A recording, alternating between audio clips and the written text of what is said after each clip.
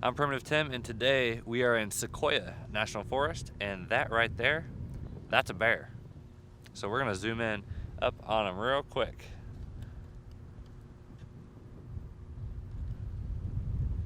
I told you so.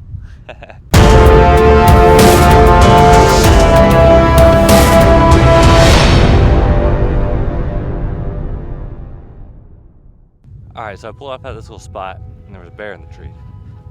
And there's another bear in another tree. So this is fun.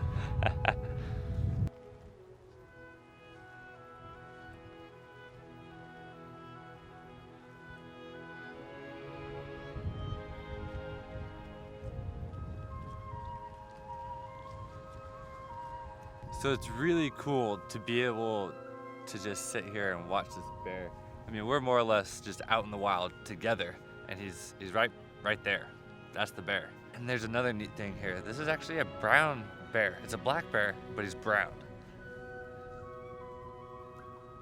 And he's just foraging around. It's fall right now, so they're after acorns, so he's probably getting some acorns up off the ground. But they've been also climbing in the trees and just doing whatever they want, doing whatever a bear does. So we're just gonna sit here and watch them for a while.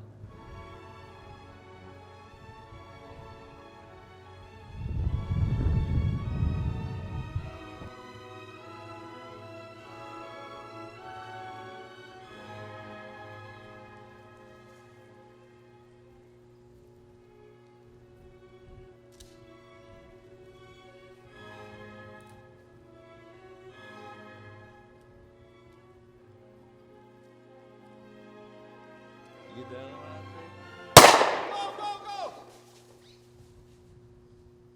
Got it?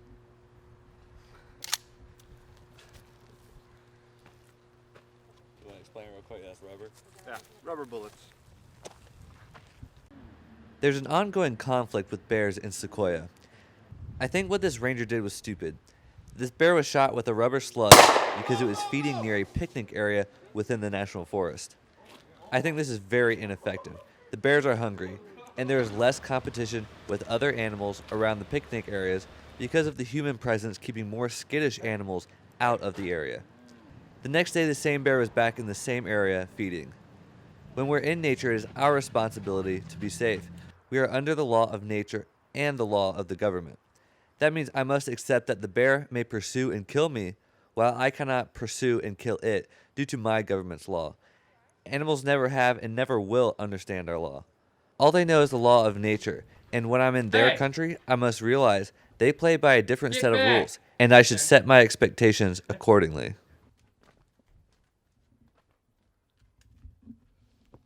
No way!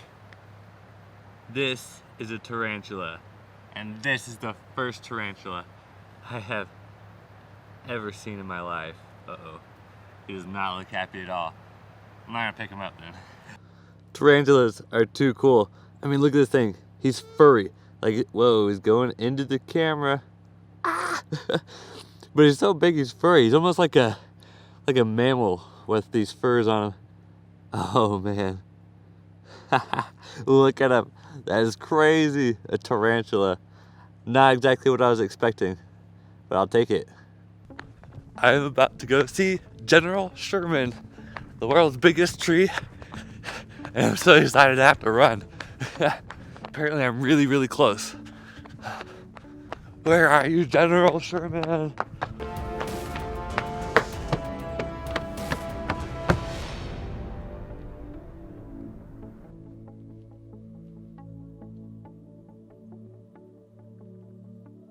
This is absolutely amazing. This is the General Sherman, the world's largest tree per volume. It's estimated to be 2,200 years old. Now, this log I'm sitting on, this is actually a branch from the General Sherman, and it came off way up there. Now, the reason for all these fences, there's two main reasons. And the first reason is so that people don't get in next to it and start carving into the tree, because that does happen, and there's actually some remnants from before the fence was here, and that's just awful. I mean, this is almost a sacred tree here. Now, the second reason is for erosion. These sequoias, they don't have deep root systems. So they absolutely have to have a good solid top layer, because most of their roots will only go down about 3 feet, but they spread way out. My name is Michael. And my name is Jule. We're from Germany. It's massive. Yeah, I'm kind of speechless. Yeah. It's just huge. Never seen something like that before. Even in the morning when it's so calm here, it is very mystical like. Now, trees are absolutely crazy, and I want to tell you why. So this tree right here, the General Sherman, is actually predated by 1,000 years by the oldest tree in Sequoia National Forest. So that's a 3,000-year-old tree. So technically, the parent of this tree could still be out there alive. Now, what blows my mind about trees is this tree started from a little flake about the size of a piece of oatmeal, which came out of a little pine cone like this. So this pine cone will have several little seeds in it, and when a fire comes through and that heat hits it, it will release them, and they'll get brought up into the air by the heat from the fire. That little seed has enough energy in it to reach down, grab the ground, and shoot up a sprout. That sprout then begins to turn sunlight into energy, and then from there, it'll start processing, bringing in carbon dioxide, emitting oxygen. Now, it can survive in a lot of different conditions, but it needs a good place to really thrive, like this tree here, because you'll find trees this big around that are 100 years old. This tree right here, the structure of this massive tree is made up entirely of carbon, which it got out of the air, water, and nutrients from the ground. That's just crazy, because that is a lot of carbon, a lot of water in there, and a lot of good stuff out of the soil. And guys, you know I love trees, and looking at this thing, just being next to it, it's just an amazing experience. It's really surreal out here. And it's funny because a lot of these people coming around, they're all whispering, because this place gives off a very spiritual feel. You feel like you're somewhere that you're not supposed to be. You feel like you're on sacred ground, and that's why everyone's whispering.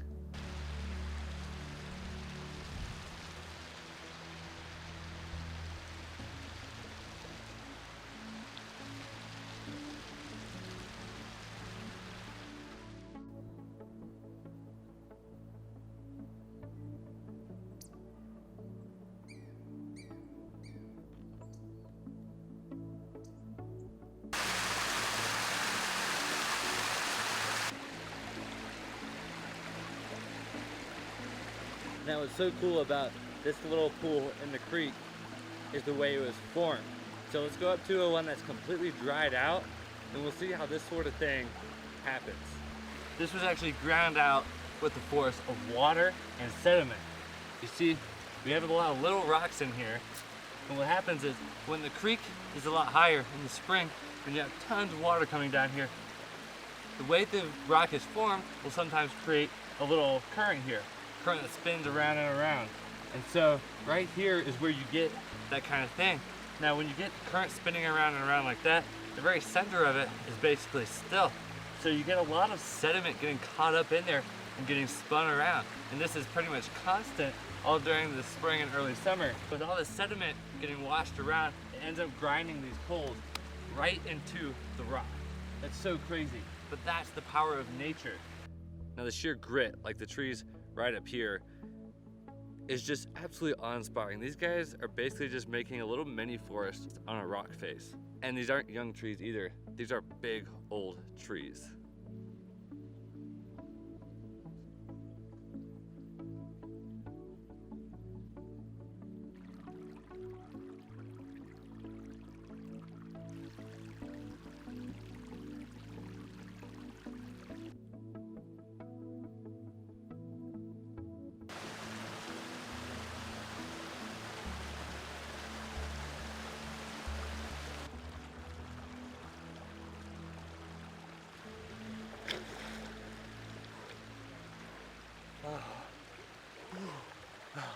This water is so cold. All right, I'm never gonna be hot again. Oh, this is cold. But I gotta clean my face.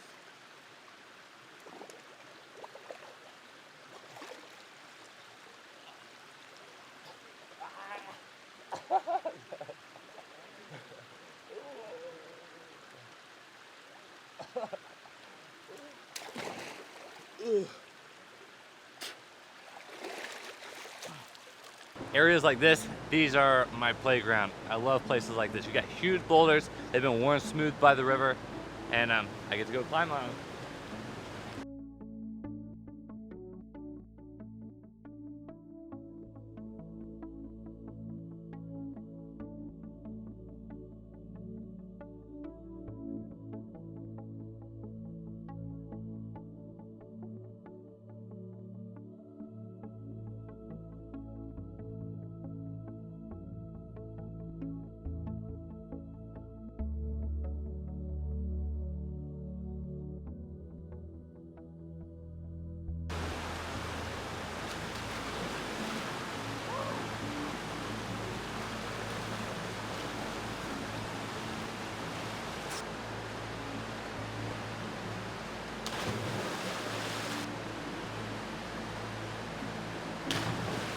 All right, so I'm on my way out of Sequoia National Forest.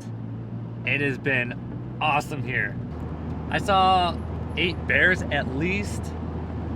So that's more bears than I've ever seen in my life, because I've only seen 2 in my life before yesterday. And I am on my way to LA, and I'm gonna visit some friends of mine that I haven't seen since I lived in Turkey.